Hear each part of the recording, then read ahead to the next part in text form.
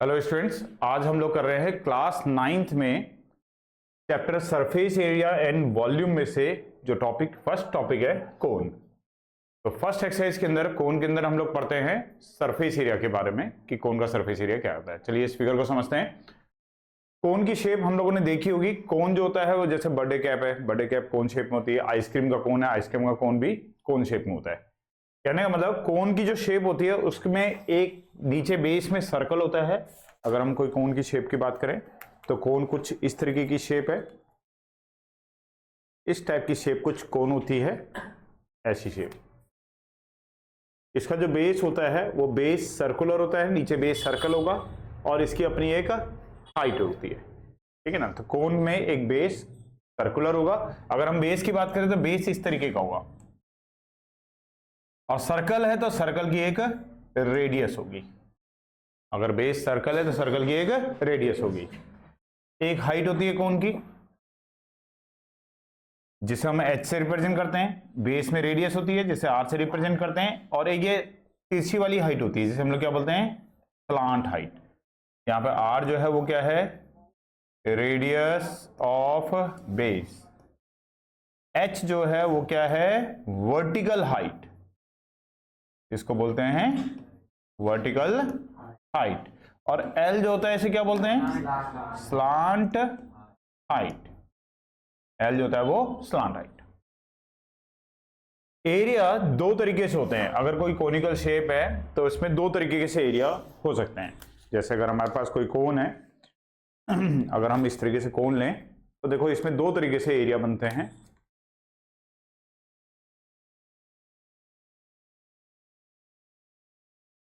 Circle के किसी भी पार्ट को लेकर हम कोन बना सकते हैं, चाहे सेमी सर्कल हो चाहे सेक्टर हो, इससे कोन बनाया जा सकता है। तो अगर ये कोन है तो इसमें दो एरिया होते हैं। अगर आप केवल ये वाला एरिया ले रहे हो तो इस एरिया को क्या बोलते हैं, कर्व्ड सरफेस एरिया या फिर लेटरल सरफेस एरिया।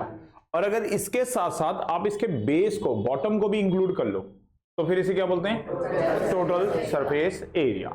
तो दो तरीके का एरिया है, कर्व्ड सरफेस एरिया और टोटल सरफेस एरिया। तो एक एक करके हम इन फॉर्मूलों की बात करते हैं। सबसे पहले बात करते हैं एरिया ऑफ बेस की। अगर हम केवल बेस ही बेस लें तो बेस कौन सा है, सर्कल। तो बेस का एरिया क्या होगा, सर्कल है तो सर्कल के एरिया का फॉर्मूला पाई आर स्क्वायर। इसके अलावा अगर हम केवल साइड का एरिया देखें तो साइड के एरिया को क्या बोलते हैं, कर्व्ड सरफेस एरिया, या एक और नाम होता है इसका लेटरल सरफेस एरिया। और इसका फॉर्मूला होता है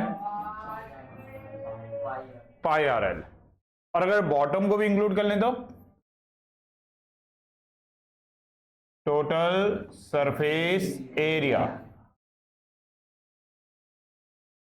और टोटल सरफेस एरिया का फॉर्मूला होता है, देखो टोटल सरफेस एरिया में कर्व के साथ साथ हम बॉटम को भी इंक्लूड करेंगे।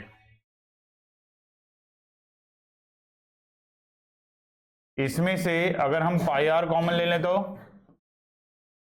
L plus are. और एरिया जो भी होगा चाहे वो कैसा भी एरिया हो, यूनिट के ऊपर क्या लगाते हैं, स्क्वायर। जो भी यूनिट होगी यूनिट के ऊपर स्क्वायर। तो ये फॉर्मूले होते हैं हमारे पास कोन के। एक क्वेश्चन करते हैं इसके ऊपर बेस्ड। तो चलो, जैसे एनसीईआरटी का एक्सरसाइज नंबर है, एक्सरसाइज नंबर हमारा है 11.1। Exercise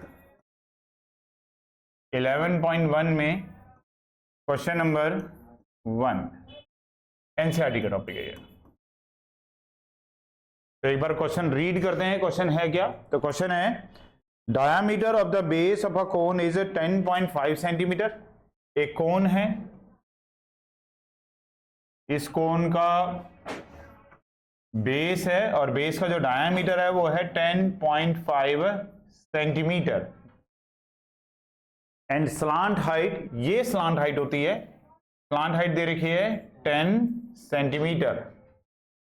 find its curved surface area. और कर्व्ड सरफेस एरिया में फाइंड आउट करना है। क्वेश्चन में हमें डायामीटर गिवन है डायामीटर है 10.5 सेंटीमीटर। अगर बेस सर्कुलर है और सर्कल का हमारे पास डायामीटर है 10.5 सेंटीमीटर, तो रेडियस कितनी हो जाएगी? रेडियस डायामीटर का हाफ होता है, रेडियस होता है वो डायामीटर का हाफ होता है, तो रेडियस हो जाएगा 10.5 अपॉन 2, तो 5.25 सेंटीमीटर इसकी रेडियस हो जाएगी। और स्लांट हाइट हमें गिवन है, स्लांट हाइट को रिप्रेजेंट करने के लिए सिंबल क्या यूज होगा? स्लांट हाइट के लिए सिंबल यूज होगा L, वो हमें दे रखा है कितना? 10 सेंटीमीटर। और हमें जो फाइंड आउट करना है वो क्या फाइंड आउट करना है? Curved surface area of cone, और फॉर्मूला होता है इसका पाई आर एल। तो सारी इंफॉर्मेशन हमारे पास है, पाई भी हमारे पास, पाई की वैल्यू अगर नहीं गिवन होती है कभी कुछ तो हम क्या लेते हैं 22/7। कभी कभी किसी किसी क्वेश्चन में 3.14 गिवन भी रहती है, अगर गिवन होगा 3.14 तो 3.14 लेना, नहीं गिवन होगा तो 22/7। 5.25 और स्लांट हाइट कितनी है? L। 7 से कैंसिल हो जाएगा, 7 7 जा 49, 7 5 जा 35। 22 और 75 को मल्टीप्लाई अगर करेंगे तो 75 और 22 अगर मल्टीप्लाई होगा तो ये आ जाएगा हमारे पास 1650 और एक 0 ये भी है, और यहाँ पे 2 नंबर के बाद डेसिमल है तो 2 नंबर के बाद यहाँ डेसिमल आ जाएगा, तो 165 सेंटीमीटर स्क्वायर ये हो जाएगा कोन का कर्व्ड सरफेस एरिया।